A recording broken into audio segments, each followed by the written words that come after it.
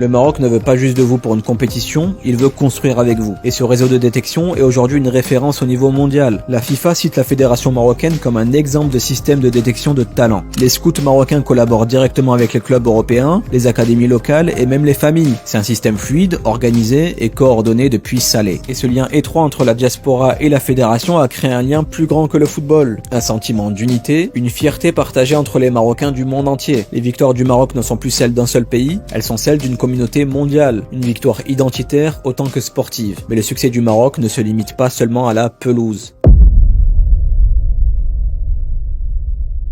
Il y a encore quelques années, le Maroc n'était représenté nulle part sur la carte du football mondial. Mais depuis l'arrivée de Fouzi Lekja, tout a changé. Aujourd'hui, le Maroc est partout. Vice-président de la Confédération africaine de football, siège au conseil de la FIFA, et forcément, le parcours historique au mondial 2022 a offert au pays une visibilité planétaire. Mais Lekja, lui, ne s'est pas contenté seulement de la lumière du Qatar. Il a transformé cette opportunité en levier de puissance en Afrique, mais aussi au-delà. Et pour s'imposer dans le concert des grandes nations, rien de mieux que d'organiser des grands événements internationaux. Et c'est l'une des grandes forces du plan marocain. Utiliser l'organisation sportive comme levier de puissance. CAN féminine, CAN U23, CAN 2025 et surtout la co-organisation de la Coupe du Monde 2030 avec l'Espagne et le Portugal. Et ce n'est pas un hasard si Gianni Infantino, le patron de la FIFA, a déclaré « Le Maroc s'est imposé comme une puissance mondiale du football sur le terrain comme dans l'organisation ». Parce que ce serait une erreur de croire que tout ce que le Maroc a accompli depuis 2014 relève uniquement du sportif. Le football marocain est devenu un instrument politique, diplomatique et stratégique. Depuis 2014, le Maroc ne cherche plus seulement à gagner des matchs, il cherche à gagner en influence, à occuper des sièges, à peser dans les décisions, à bâtir une diplomatie du ballon rond. Quand Lekja arrive à la tête de la fédération